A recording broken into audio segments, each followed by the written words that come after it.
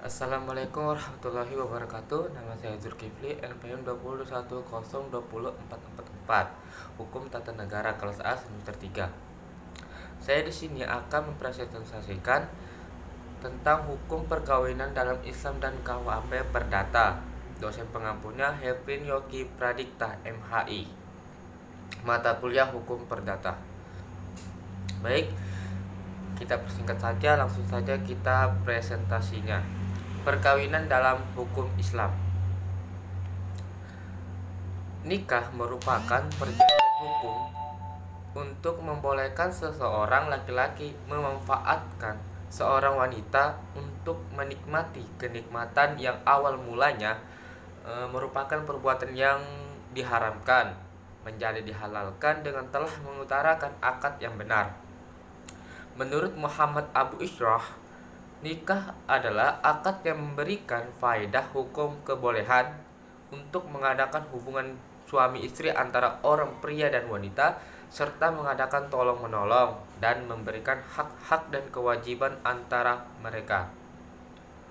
Adapun komplikasi dalam hukum Islam, perkawinan menurut hukum Islam adalah pernikahan, yaitu akad yang sangat kuat atau mitsaqan ghalizan untuk menaati perintah Allah dan pelaksanaannya atau ibadah. Adapun dalam undang-undangnya yaitu nomor 1 tahun 1974 pasal 1, perkawinan merupakan yang berbunyi, perkawinan merupakan ikatan lahir dan batin antara seorang wanita dan seorang pria sebagai suami istri dengan tujuan membentuk keluarga atau rumah tangga yang bahagia dan kekal berdasarkan ketuhanan yang Maha Esa.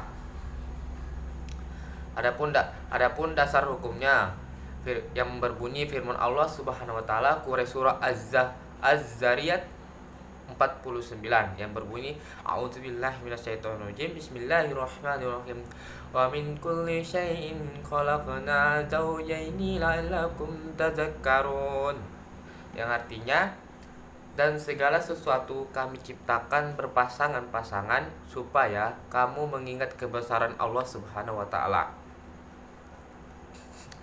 Nah, di dalam rukun dan syarat nikahnya, adapun rukun dan syarat nikah.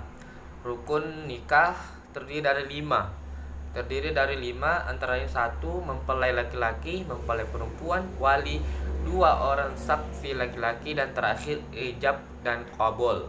Adapun syarat nikah, syarat mempelai laki-laki: 1. Tidak ada hubungan mahram dari calon istri. 2. Kemauan sendiri atau mereka. 3. Jelas identitasnya. 4. Tidak sedang menjalankan ihram.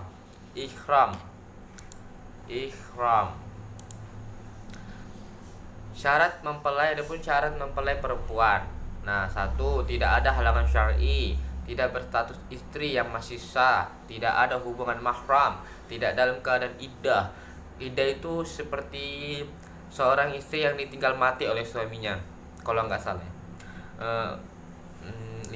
Kemauan sendiri atau merdeka, jelas identitasnya, tidak sedang menjalankan ihram. Dalam sistem pernikahan, adapun syarat-syarat wali, yaitu wali antara lain laki-laki, baligh, sehat akal, tidak dipaksa, adil, tidak sedang ibadah ihram. Syarat-syarat saksi. Syarat-syarat saksi: laki-laki, baligh, sehat akalnya, adil, mendengarkan dan melihat, tidak dipaksa, tidak sedang ibadah ihram, faham bahasa yang digunakan untuk ijab dan qabul. Adapun syarat ijab dan qabul: 1. Ijab dilakukan oleh wali atau yang mewakilinya, sedangkan qabul dilakukan oleh mempelai laki-laki atau yang mewakilinya. Syarat ketat: keduanya harus mumayyiz. 2. Dilangsungkan dalam satu majelis, kemudian antara ijab dan qabul tidak boleh diselingi dengan perbuatan atau kalimat yang dapat memisahkan antara ijab dan qabul.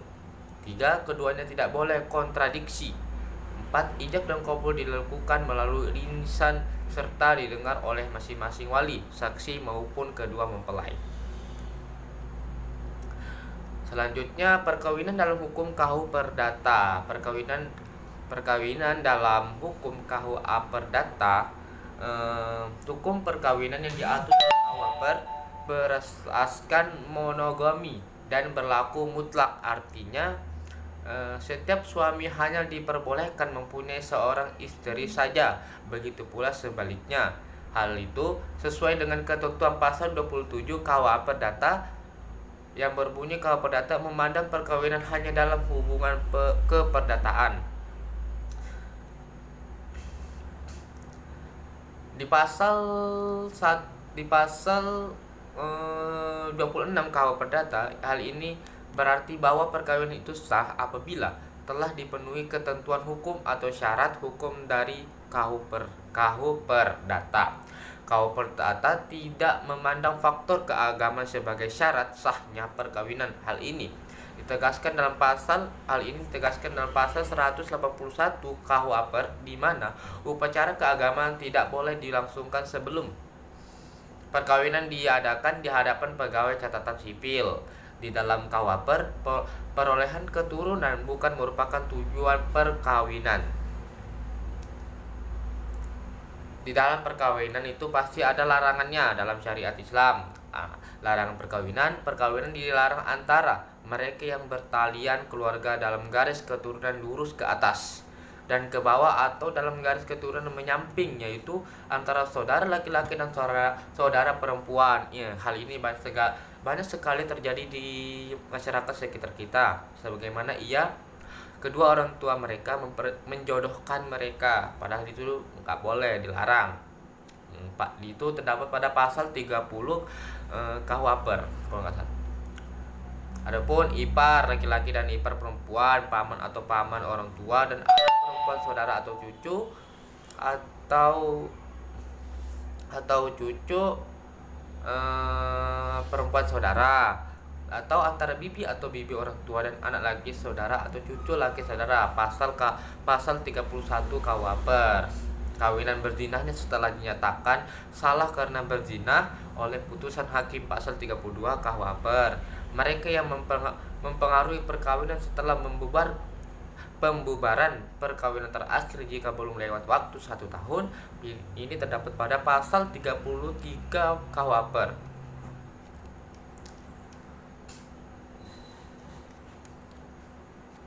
Selanjutnya, adapun hak dan kewajiban suami istri. Hak dan kewajiban suami istri menurut KUA hak dan kewajiban suami istri antara lain adalah sebagai berikut, yaitu ada suami dan istri harus setia dan tolong menolong, terdapat pada pasal 103 KUA. Suami istri wajib memelihara dan mendidik anaknya, pasal 104 KUA. Setiap suami adalah kepala dalam persatuan suami istri, pasal 105 ayat 1 KUA. Suami wajib memberi bantuan kepada istrinya, pasal 105 ayat 2 KUA. Setiap suami harus mengurus harta kekayaan milik pribadi istrinya, pasal 105 ayat 3. Setiap suami berhak mengurus hak kekayaan bersama, pasal 105 ayat 4. Dan lain-lain, banyak sekali yang mengenai tentang hak dan kewajiban suami istri ini. Terdapat antara itu pasal 106 ayat 1 KUHP, pasal 106 ayat 2, pasal 110 KUHP, dan pasal 118 KUHP.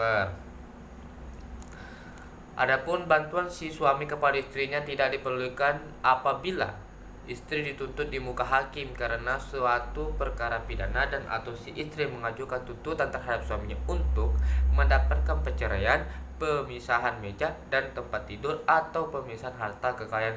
Hal ini terdapat pada pasal 111 KUHP. Mungkin sekian dari presentasi saya. Semoga bermanfaat, semoga mudah dimengerti. Mohon maaf atas apa yang mungkin ada kesalahan kata kepada saya. Mohon maaf. Sekian dari saya. Terima kasih. Wassalamualaikum warahmatullahi wabarakatuh.